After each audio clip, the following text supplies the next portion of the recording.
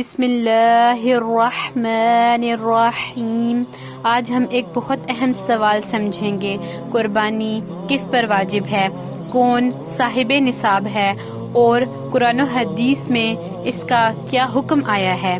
اگر آپ بھی یہ کنفیوژن رکھتے ہیں تو یہ ویڈیو آخر تک ضرور دیکھیں۔ قربانی اسلام کا ایک عظیم عمل ہے جو ہر سال عید الاضحیٰ کے موقع پر ادا کیا جاتا ہے۔ حضرت ابراہیم علیہ السلام کی عظیم قربانی کی یاد ہے یہ جو ہم قربانی کرتے ہیں۔ سورہ کوثر میں اللہ تعالی قرآن میں فرماتے ہیں فَصَلِّ لِرَبِّكَ وَانْحَرْ، یعنی پس اپنے رب کے لیے نماز پڑھو اور قربانی کرو۔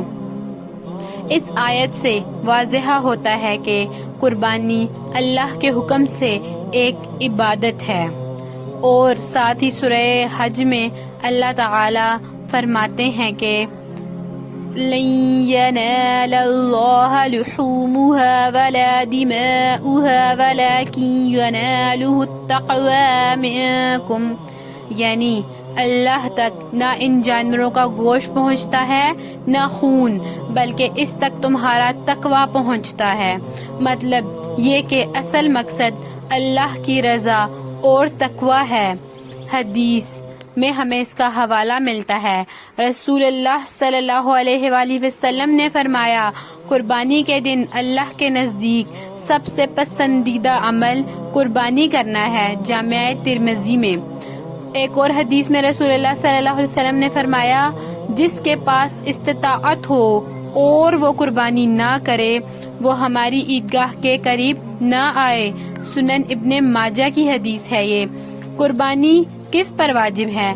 قربانی صرف اس پر واجب ہے جو مسلمان ہو، یعنی مسلمان قربانی کر سکتے ہیں، بالغ ہو یعنی عقل اور شعور رکھتا ہو، عاقل ہو، مقیم ہو یعنی مسافر نہ ہو، اور صاحب نصاب ہو۔ سب سے بڑی بات، صاحب نصاب کیا ہے؟ صاحب نصاب وہ شخص ہے جس کے پاس 7.5 تولے سونا یا 52.5 تولے چاندی یا تو اس کے برابر نقد رقم یا مال ہو، اور وہ مال اس کی جو بنیادی روزمرہ کی ضرورتیں ہیں ان سے زائد ہو۔ مقیم اور مسافر کا فرق سمجھ لیں۔ مقیم جو اپنے شہر میں رہتا ہو، مسافر جو سفر میں ہو۔ مقیم صاحب نصاب پر قربانی واجب ہے، مسافر پر واجب نہیں لیکن کرے تو ثواب ہے۔ خلاصہ سمجھ لیجئے اس ویڈیو کا جو مین مقصد میں آپ کو سمجھانا چاہ رہی ہوں، تو خلاصہ یہ ہے کہ قربانی ہر مسلمان پر نہیں بلکہ صرف صاحب نصاب مسلمان، مقیم بالغ مسلمان پر واجب ہے۔ اور یاد رکھیں قربانی کا اصل مقصد اللہ تعالی کی اطاعت اور تقویٰ ہے۔ اگر آپ کو یہ ویڈیو مفید لگی ہو تو اس کو ضرور شیئر کریں۔ اللہ تعالی ہمیں صحیح سمجھ اور عمل کی توفیق عطا فرمائے، آمین۔ اور ہم جانتے ہیں کہ ہماری یہ ویڈیو بہت ہی سادہ سی ہے، لیکن اس میں درست حوالوں اور حدیث کے ساتھ اور قرآن مجید کی آیتوں کے ساتھ اور آپ کو قربانی کے حوالے دیے گئے ہیں۔